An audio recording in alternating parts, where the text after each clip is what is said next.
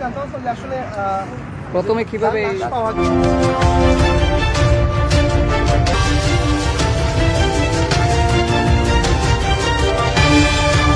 ধন্যবাদ আপনারা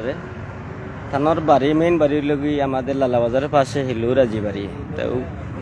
উনি আবার এখন থাকেন টিল্লা বাড়িতে ওনার বাগনার বাড়িতে ওনার বইনও নাই বোনের বাড়িতে থাকেন আজকে প্রায় 20 বছরের উপরে ওখানে থাকেন তাই মানসিক ভারসাম্যহীন আমরা ছোটোবেলাতেই দেখলাম প্রায় 30-35 বছর থেকে এমন ও সূত্র ধরে ওনার বিয়া শাদিও করেন নাই ও বইনে ওনার যে সম্পত্তি আছিল সম্পত্তিগুলা বিক্রি করে অন্যর কাছে বিক্রি করে ওনারা নিয়ে আসছে এখন ও গত শনিবার 16 তারিখ ধরেন দুপুর 2টার পর থেকে ওনার পাওয়া যান না আমরা যে আত্মীয় স্বজন আছে সব আমরা খোঁজাখুঁজি করলাম এরপরে তারা গ্রামের মানুষেও খোঁজাখুঁজি করা আমাদের গ্রামের মানুষেও খোঁজাখুঁজি করা আজকে হঠাৎ করে দেখা যায় এখনও পাওয়া গেছে লাশ এই বা ওই যে রাইস মিল আছে মসজিদের সামনে রাইস মিলের একটু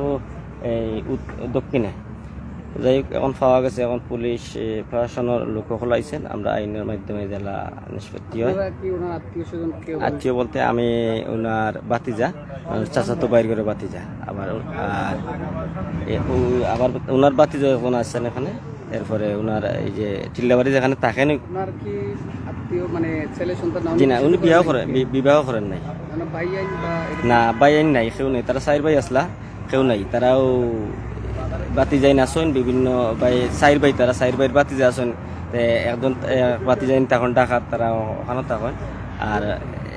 শুধুমাত্র একজন আসেন বাড়ি যে মারা গেছেন উনি শুনছিলাম নিখোঁজ হয়েছেন এটা নিখোঁজ নামটা কি মকবুল মিয়া আপনার বাড়ি মনে হয় আশেপাশে। বয়স কেমন বাড়ি মেন বাড়ি হইল আমাদের লালাবাজার পাশে গিয়া হয় এটা হিলুরাজি বাড়ি ওনার বয়স উনি এখন থাকেন আজকে 20 বছর উপরে গেছেন তা ওনার বোনের বাড়ি ওনার বয়সটা কেমন ওনার ধরেন 65 তারপরে আমরা তান্ডে দেখছি বাজারও সকলেও বাজারও দেখছেন আমরা চাষা ব্যবসায়ী যারা আছেন আমরা দোকানের খান্দা টাইম বনা আসলানো গপসপ করছেন গপসপ করার পরে আমি বাজার তো না ইচ্ছে করছি আয়ো কাউ দিতে নানি বাড়িতে কইছেন না একটু বাজে যাইম আপনাদের করি কইছেন না কইছেন বাদে আপনার আমি বাড়িতে ইচ্ছা ইয়া না ইয়া খাইয়া দুইয়া আবার গেছি বাজারও অনাখটা আমার আম্মে ফোন করে কইছেন তোমার দাদা ইরা না তো আমি কইছি এবছর গেছেন নানি বাড়িতে বাদে আমরা বাজারে কুজ করছি বাজারে কুজ করার পরে আপনার তারা সকলে কইছে গেছেন কি তারপরে আমরা সাইডে বা খবর টবর লাগাইছি ফেসবুকে ফটো দিছি আপনার মাইকে অ্যালাউন্স করেছি এরপরে আমরা খুঁজা পাইছি না যে লাস্টে আমরা পাইছি না লাস্টে আজকে আমরা বাই দুজনে দেখা পরে তারা আমরা খবর করছেন সামনে একটু রাস্তার সাইডে আর কি এখানে তার ডেড বডিটা আছে আপনারা কিভাবে খবর পেলেন আমরা দুজন বাইয়ে কইছেন সাসার করে বাই দুজন তারা দেখা পরে আমরা কইছেন আমরা ইয়া দেখছি বাদে আমরা পুলিশ প্রশাসনের ফোন দিছি আমরা মেম্বার সাহেবরে ফোন দিছি ফোন দেওয়ার পরে আমরা সকল আত্মীয় স্বজন জানাইছি তারা আইসুন আইয়াও থাকর আপনার কি হয় ব্যক্তি আমার আব্বার মামু আমরা নানা গেলে বয়স কেমন বয়স